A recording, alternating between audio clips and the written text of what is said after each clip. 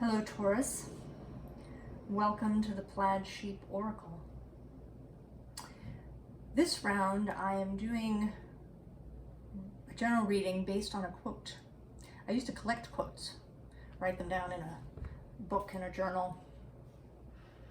I haven't done it in a long time, but this seemed like an interesting basis for readings. Your quote today is, "Prosperity is the consciousness of God, present everywhere," by Edwene Gaines. I've been looking up each quote again to make sure that I have the correct attribution. And I couldn't find this quote directly, but she wrote a book called The 4 Spiritual Laws of Prosperity, which I have not read. I haven't actually read anything by her except this quote, and I don't know where I got it originally. And she's a Unity Church minister, and she speaks on, prosperity, on receiving prosperity in your life. That, poverty does not glorify God. It does have a Christian basis. But I think that looking at your reading now, Taurus, that all of that is sort of irrelevant. What is coming through is this notion that prosperity is both in the mind and exists in an immaterial way. And what's interesting is that it's kind of, all of these readings have been, even sort of from the beginning, have been kind of about releasing sort of common ideas about the energy. So Taurus is seen, right, as earth, right? And is generally associated with money and property and things of a physical nature, nature itself, soil, right? Really, it's like it's a fixed sign, it's the fixed of the fixed. It's usually associated with the second house, things that you have. There's this notion that Taurus doesn't like to move, that to have a lot of Taurus, an imbalanced Taurus might be to hoard things, to have a need for material security, to be focused on the material. And I have a lot of Taurus myself in my chart, including Venus. And I do derive a lot of pleasure from the sensual aspects of life. But recently, particularly in the last year, since the North Node moved into Taurus, I've really been thinking about the Taurus-Scorpio axis. I have a placement in Scorpio as well. There's a opposition there that happens. So I've really been thinking about this particular axis. All of the signs, exist in a polarity with their opposite number. And with Taurus and Scorpio, it has been, these two fixed signs, one of which is seen as very spiritual and the other is more physical, to really think about how they interplay, this water and this earth, to imagine something, to conceive it in consciousness and spirit, and then bring it into being in the physical. And I think that is what you want to talk about, Taurus. because we start, there's actually no explicit earth on the table.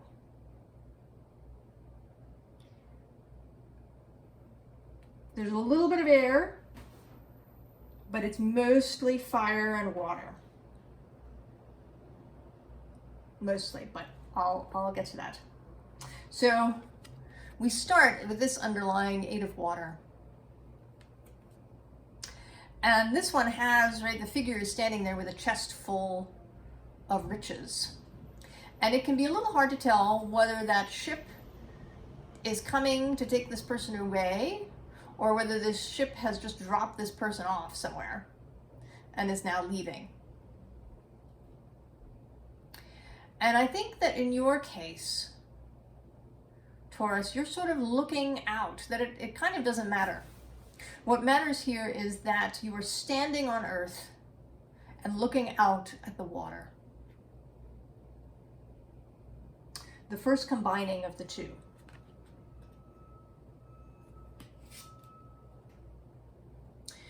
We then get this Queen of Air,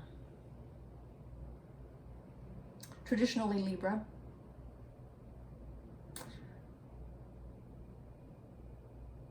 She does have, right, she has this Athena reference with her snowy owl.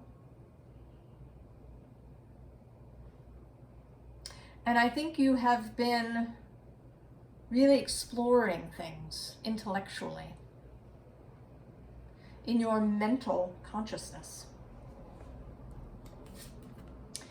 And what's coming after that is this King of Water, who is Scorpio.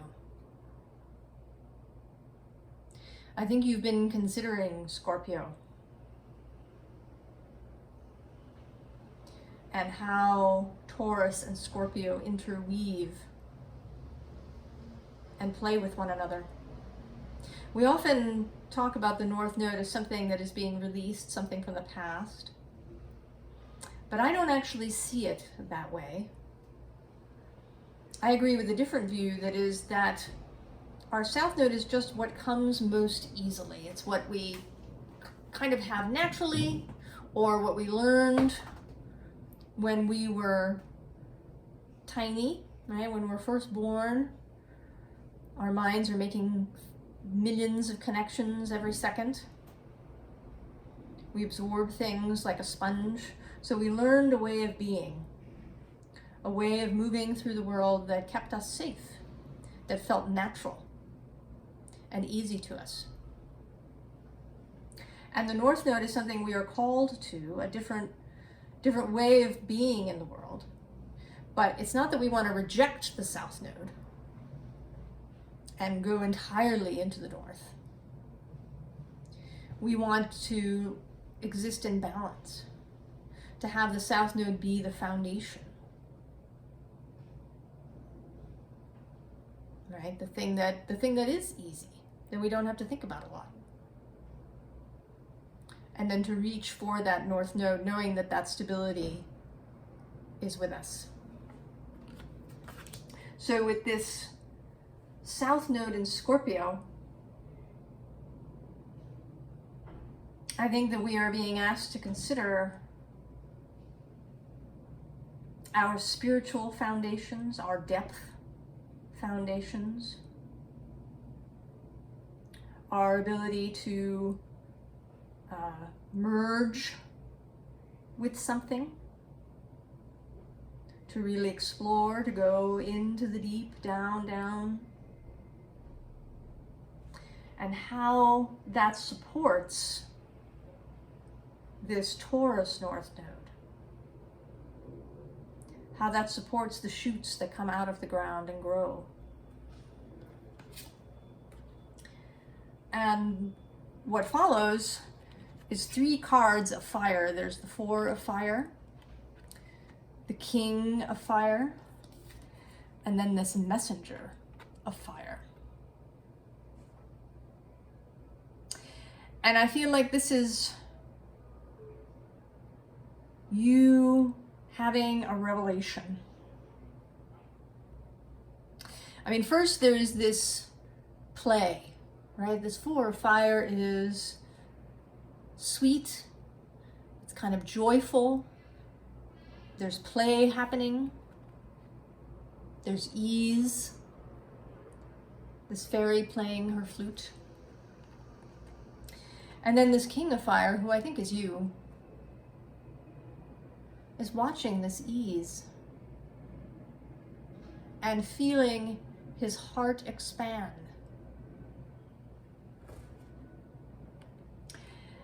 And then he becomes this messenger fire, a more youthful energy that today feels like, she feels sort of like she's considering what to do, right? She's looking in a new direction from the way she's been facing previously. She's turning her head to see a different course of action, something that is now revealed to her. Oh, I don't know, do you hear the ice cream truck in the background? A little bit of Taurus. So the next cards, and this is kind of where Earth comes into it.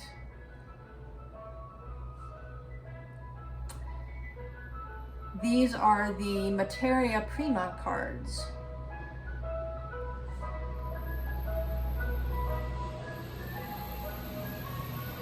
Waiting for the ice cream to go by.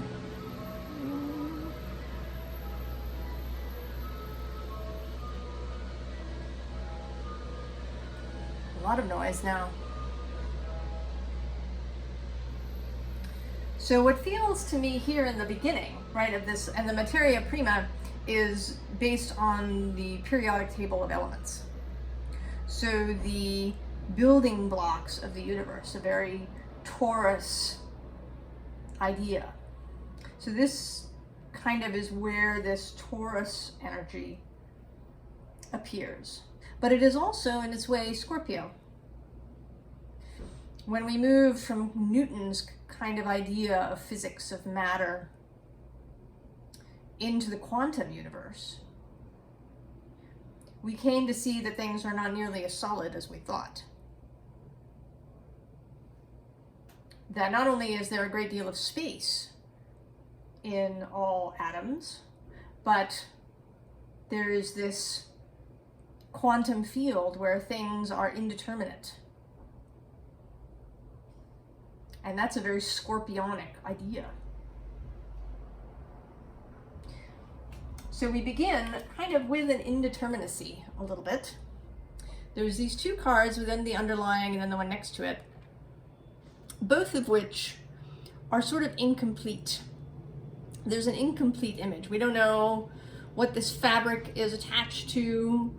We can't see where the ladder comes from, where it goes. And then in this picture, there's, right, it's only half. We see part of this bell, but we don't know really what's going on. So there's an indeterminacy. And then we come to this guy, and I love him. He's one of my favorite cards in this deck. And he seems very Taurus today, right? He's got plants growing out of his robe. He is a kind of grand king of pentacles. Indeterminacy becoming more solid through our attention. And then we have again this sort of idea of play. To play with creation, with these atoms and molecules. And that it's in the play that kind of a complete image is found. The next two cards that come out join up. And when you lay all of these Materia Prima cards out in the arrangement of the periodic table, they form a complete image. And these two cards happen to be two that normally rest next to each other, 107 and 108. And here there's this notion of time. The time is a factor, that some things don't always happen instantly. And then this, banner carrying bat, announcing the name of the deck, the Materia Prima, which is also a sort of an alchemical concept, that through play and through our attention, the attention of our consciousness, things come into being.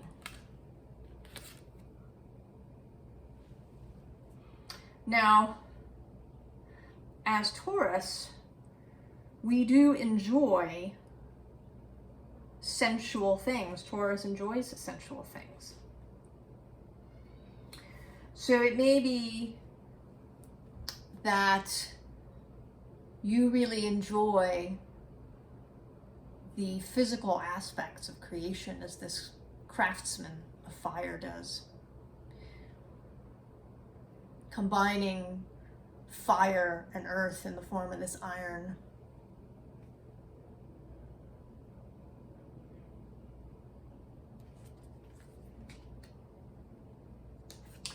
And then there's this witch of water. And she is mirrored on the other side by this witch of fire. So again, there's an idea of alchemy, fire and water.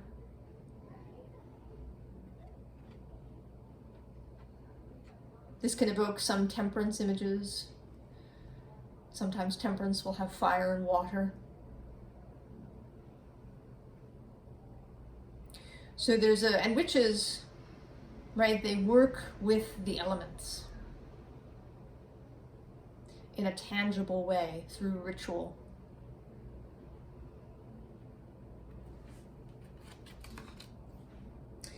So how do we combine, right? How do we find the balance? Right, it's finding that place where we get our mind right. And ritual can assist us with that. We get our mind right. To find balance, to find a meeting point of earth and water, as in this Three of Water. And this is a particularly watery coloring card. The land sort of flows into the water here, and the water into the land. So we're seeking, Taurus, this balancing point between Scorpio and Taurus. Finding the way to play with the nodes, to play with the energies. The next underlying is the Lovers. And this one, right, this particular Lovers card, it's kind of an interesting card. There is a real earthiness with all these flowers in it, and there's also a kind of water feeling with all the blue and green colors. And it is also, right, about combining things, but also about separating things. These are more alchemical concepts of separation and union, of dissolving and then coagulating.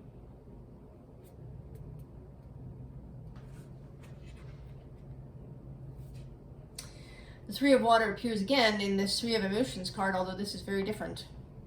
And this is my card of unifying our internal will. That's been coming up quite a lot too. Of speaking to all the parts of ourselves, getting into dialogue with our different aspects. We all have parts of ourselves that have formed over time to help us survive in different environments. Right? There's our small wee self, the inner child. There's the inner protector. There may be an inner accountant type who's always reminding you about what bills you have to pay and how you need to save money. There may be an inner critic. There may be the inner ambition that tells you that you need to achieve more. All of these aspects wanting to keep us safe and alive. And so there may be work in soothing some of these aspects, in bringing them around to a central view, to what our heart desires, to what our real conscious self, our heart self, and our soul together. What do they want? What do I want, really?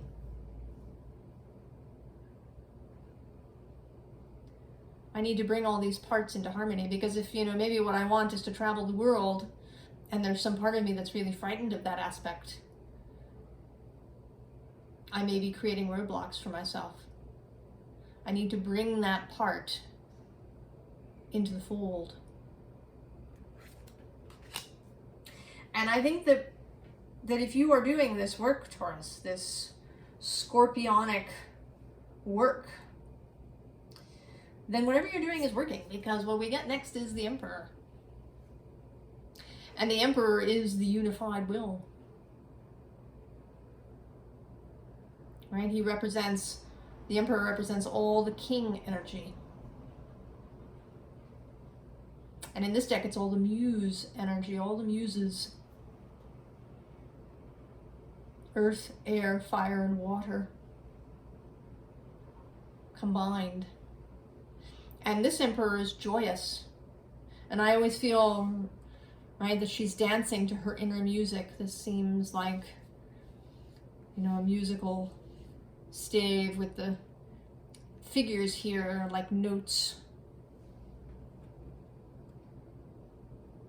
And she's dancing in this floral, in this flower. Listening, dancing to the sound of her own music.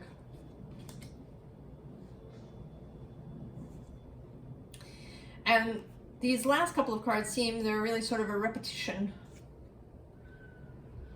Right, this Justice card, speaking of a balance, an internal balance of the mind. And then this Two of Cups, speaking of emotional balance. And self-love and self-respect.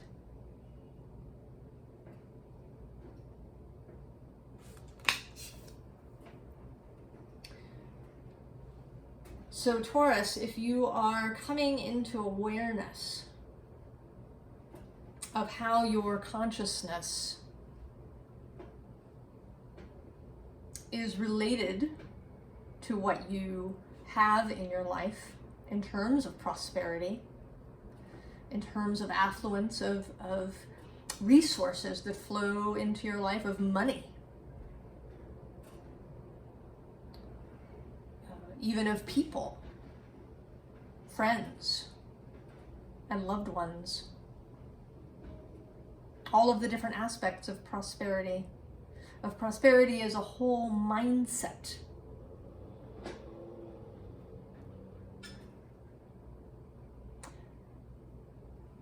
Of seeing this axis of Scorpio and Taurus. I think that you will find this work to be really beneficial and interesting and exciting, and that it may bring you to what you want in your life and to a place where you do feel solid, not because you have a giant bank balance, but because you know that you can bring things into your life and your experience when you need them. That you're not a prisoner of the system, the sort of human system. That the idea of scarcity and lack and panic and anxiety that is generated in our society That it doesn't have anything to do with you or with reality, even. That that's a story our society has created.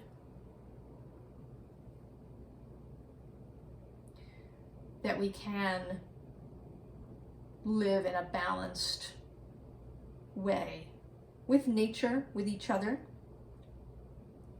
without hoarding.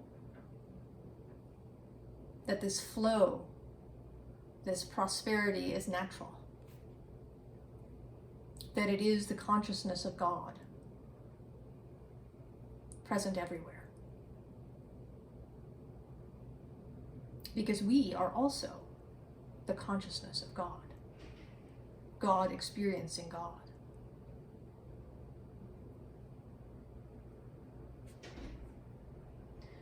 So Taurus, this is very exciting for you. I hope that you are enjoying this work, that you approach it in the spirit of fun and curiosity and ease. Right, this easeful image, knowing your own solidity as part of the consciousness of God. I wish you all the very best, and I will see you next time. So long, Taurus.